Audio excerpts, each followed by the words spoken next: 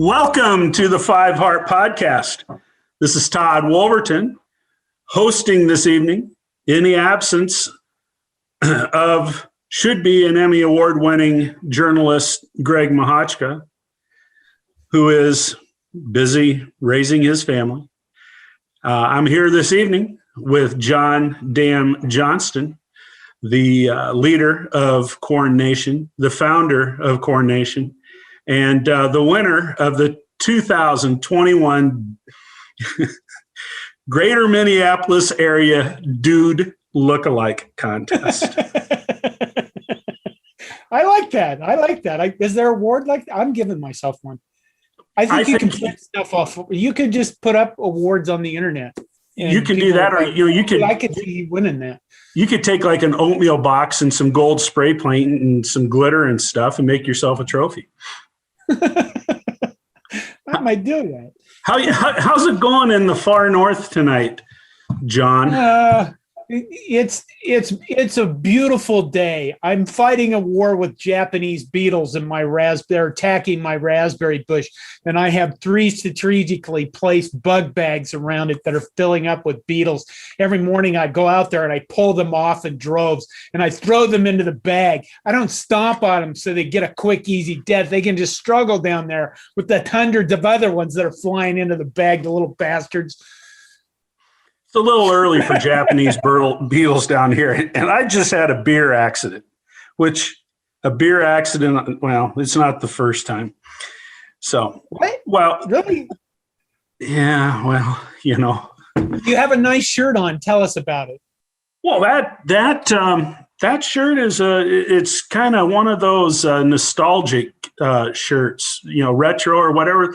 This was when Nebraska, I got this shirt back when Nebraska named Tom Osborne the athletic director. And I figured, you know, in light of recent events, I would go back to, maybe my second or third favorite athletic director that Nebraska has had in my lifetime.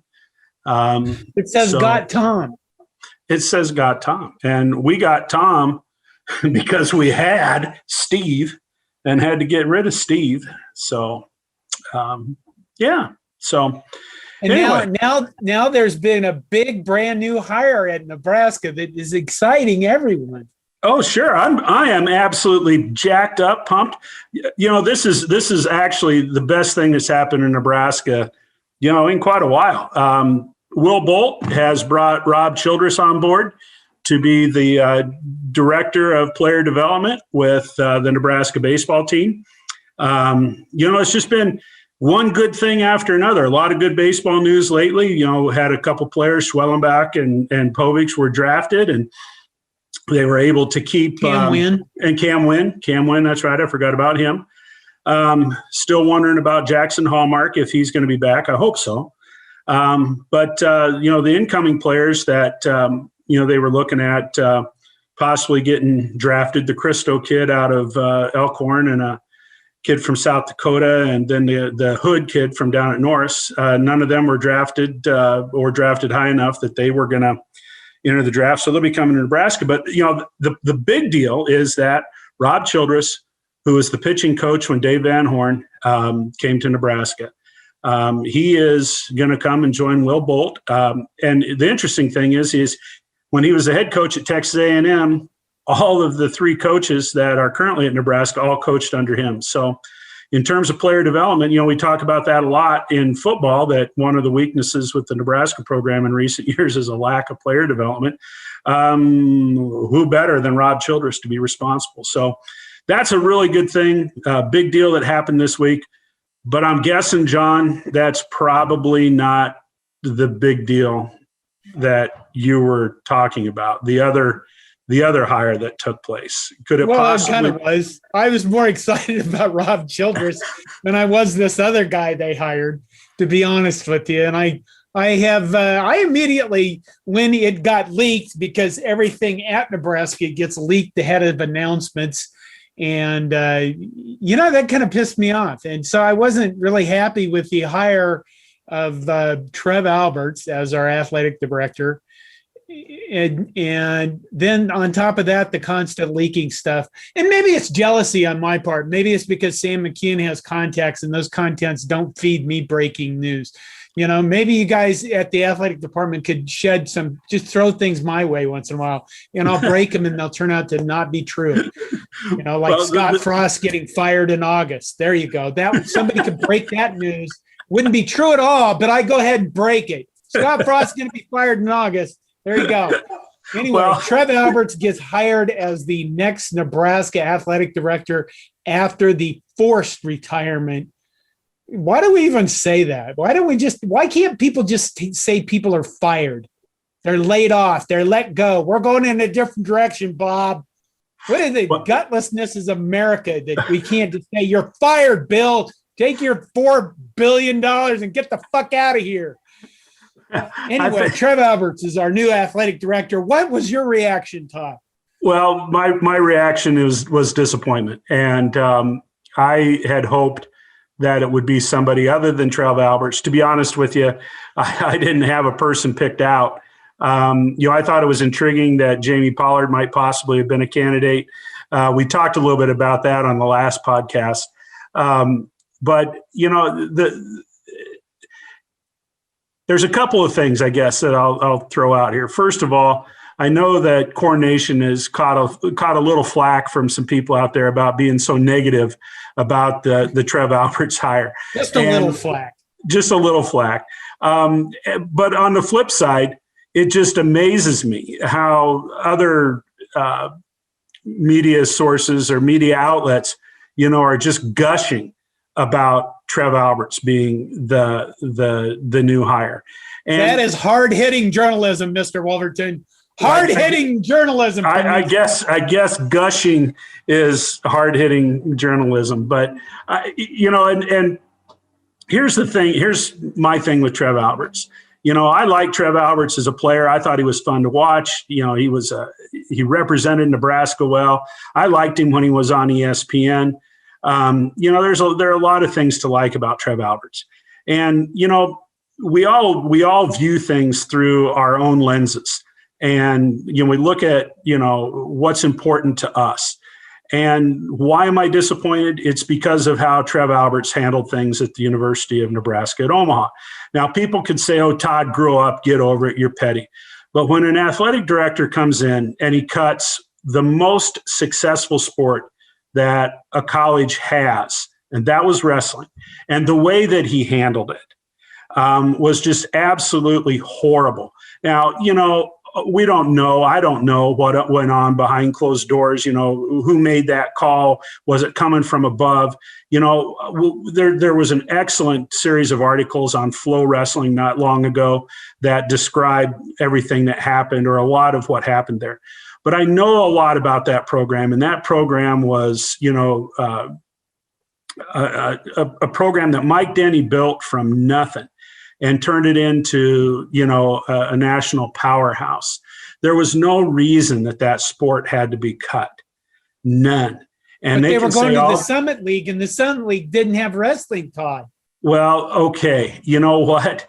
There was a long time when the Big Ten didn't have hockey, and yet Minnesota and Wisconsin had hockey, and it wasn't a sport in the Big Ten. Yeah. So the thing about it is, and I've got my opinions about why it all happened. I'm not going to go down that road tonight. It doesn't make a difference. But on the flip side of that, I want what is best for Nebraska. And if Trev Alberts shows the kind of leadership that allows Nebraska to build its programs and to become competitive across the board, then good for Trev Alberts. I hope he's the guy. I'm not going to wish the guy bad luck. I'm not going to sit here and hope that he fails so that, 5 years from now, I can say, I told you so, I told you so. I mean, how petty is that? That's not the point. I think that's an important point to make is that, I'm not happy with the hire either, but I don't want him to fail. No. I mean, that's like, what? I'm not happy with the presidents we keep electing, but I don't want them to fail because that hurts us. That hurts all of us. And Nebraska is something we love collectively together. I would hope that everybody that listens to this would agree on that. And we don't want Trev Alberts to fail as an athletic director. And truth be told, Trev Alberts has done a nice job at UNO. That was a tough assignment that he had there, to take them, up to a full Division I program. I understand that. And he's done some positive things there. He's had, the baseball team, has played well. The softball team's played well. Soccer teams, I think they've had some men's soccer teams in the last couple of years that have done really well. But, and I'm not going to sit there and say, well, there have been some critics out there saying, well, why would Nebraska hire Trev Alberts? He cut the football program at UNO. Well,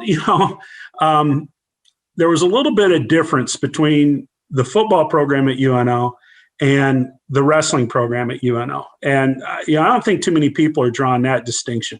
And they can say, well, Todd, get off of that. Yeah, you're a wrestler and whatever. But the truth of the matter was that football program at UNO at that time, if they wanted to go to Division I, there was no way that football program was capable of moving to Division I without an incredible infusion of money, which they weren't going to generate. That wrestling program at UNO could have made the move to Division I. And as a matter of fact, they competed well against Division I schools, when they did compete against them in tournaments and that type of thing. They could hold their own. No, they weren't national champions and national place winners at that level, but they could have competed. So beyond that, Trev Alberts did a really good job, has done at UNO. So my understanding is the way that he handled this is these guys at UNO actually won a national title and were in process of celebrating a national title when he called the head coach on the phone and said, your program is ended. Yep, it happened out at Kearney. They had just won the national title. They wrestled out at Kearney State for the national championship.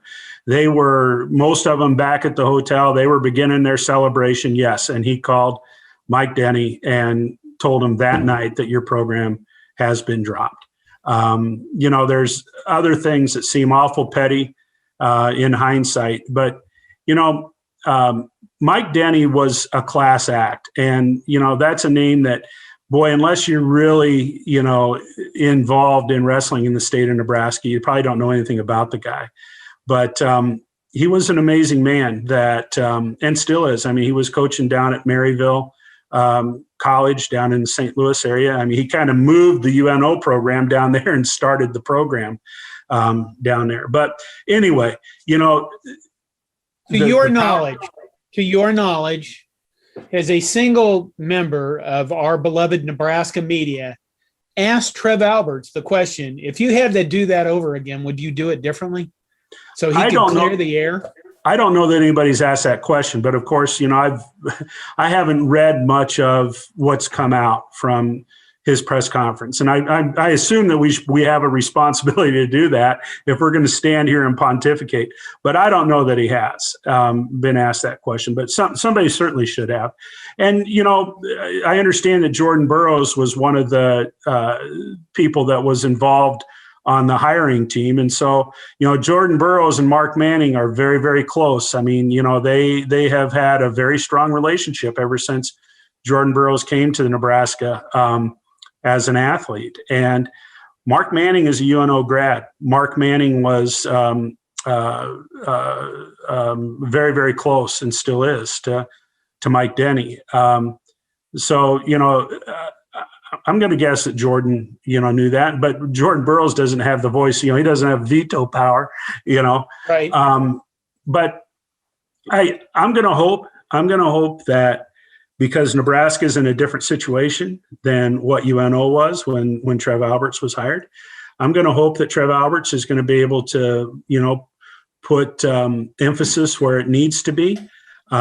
Wrestling has been a successful program, it was at UNO. But I think Trev Alberts has got bigger fish to fry at Nebraska to be worrying about some of the Olympic sports and non-revenue sports.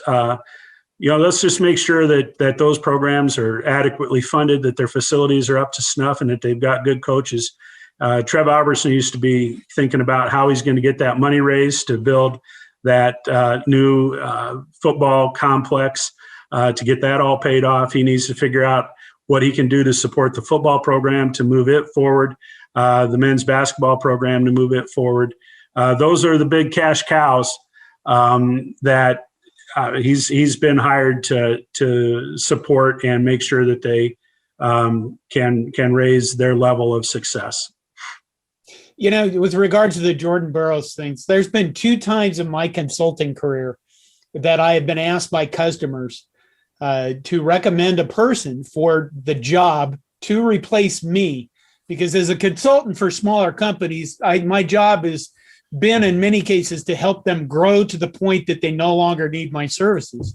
And 2 times in my career, I have actually recommended people that I did not like personally and did not get along with.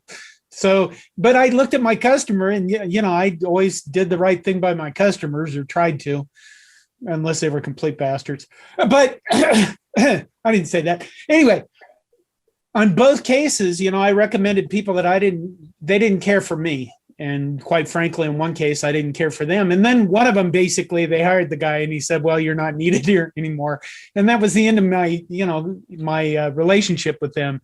The other guy kept me around for stuff for a long time. So I actually worked for a guy that, I didn't care for at the time. And I just kind of put my personal feelings aside and said, I have a job to do. That's what this is about. It's not about, your personal feelings, whether or not you like somebody. It's about doing business. And, well, in the case of Trev Alberts, is about being a successful athletic director at the University of Nebraska-Lincoln. And I got to believe that Trev Alberts he's got some charisma. I mean, you could tell that when he was a player. You could see it on ESPN. He's been at UNO, 12 years? Is that right? That he's been at UNO? I think so, yeah. And he's succeeded. And Trev Alberts, is one of his biggest responsibilities is he's got to be able to communicate with the big money donors. And he's going to have to oversee this new thing that we call name, image, and likeness.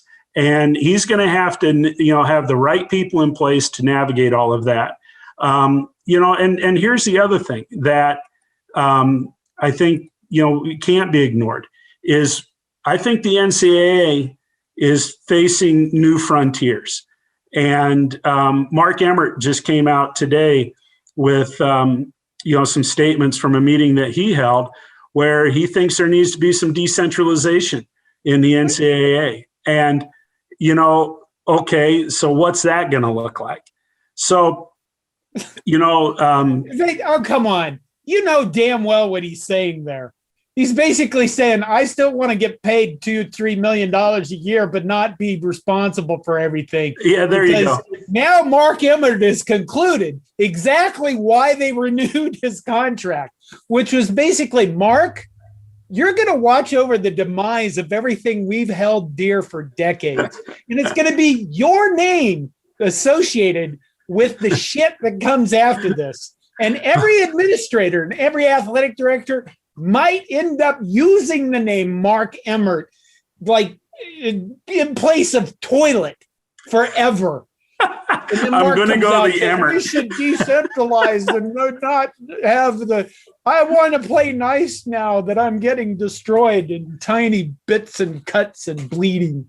Well, and we all know that, the NCAA in 2021 is nothing like it was in 1995 or 1972 or whenever it was. It's evolved and changed a lot.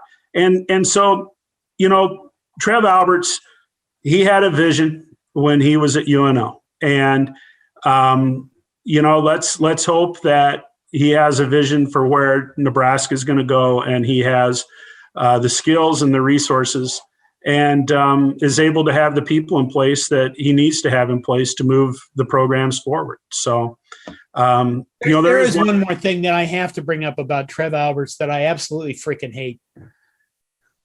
And he looks good in a suit. His hair is well, nice. He does look good in a suit, and that's he does look good in a suit. I have like almost zero respect for people that dye their hair. If you can't handle getting gray hair, and I don't give a fuck if you're going to be on camera, if you're not an actor that's playing a role that has to look like a certain part, just let it go. Good God, you vain son of a bitch. My God, why don't you either that or shave your head and put a rat on? Like maybe a real he's rat. got good like genes. Davy Crockett hat. Walk around with that thing on. Oh, wow. Well, here's the deal. Trev Alberts is the AD at the University of Nebraska.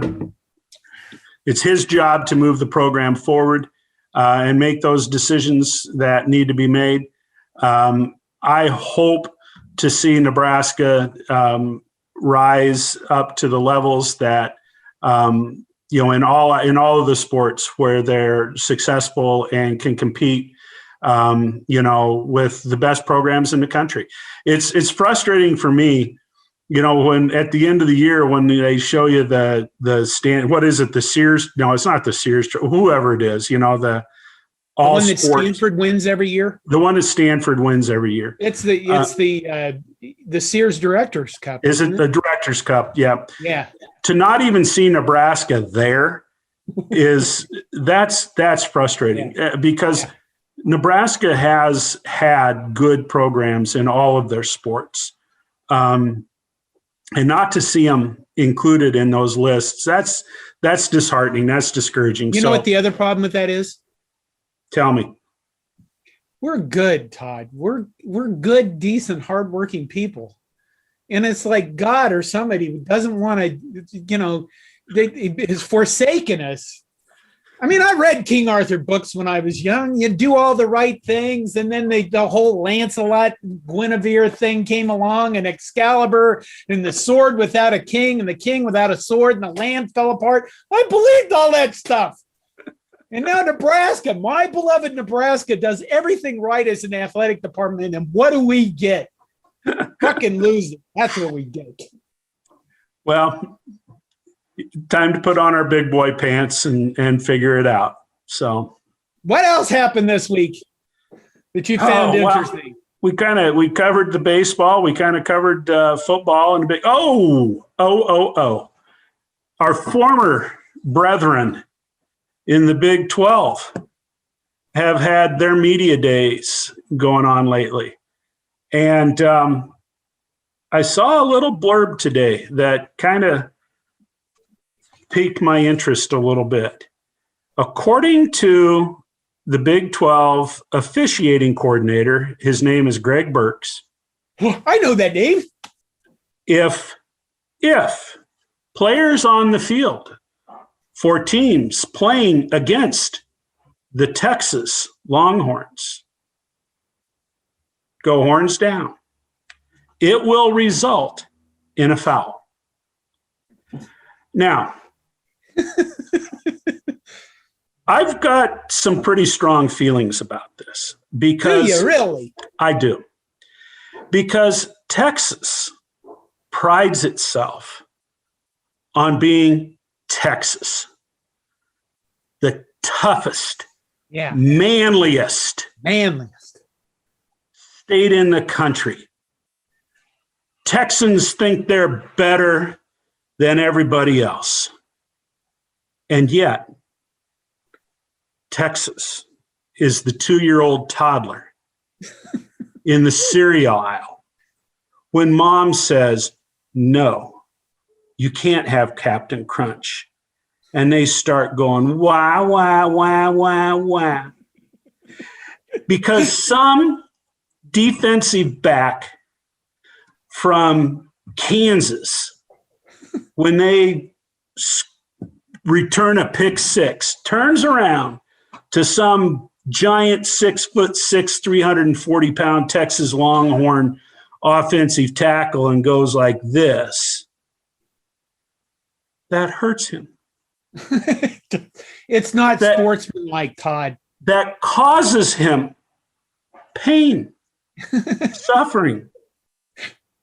I mean, what the hell? Are we going to so when somebody plays Kansas, and Kansas does something good or bad or whatever, and the opposing team says, "Hey, you Jay sucker."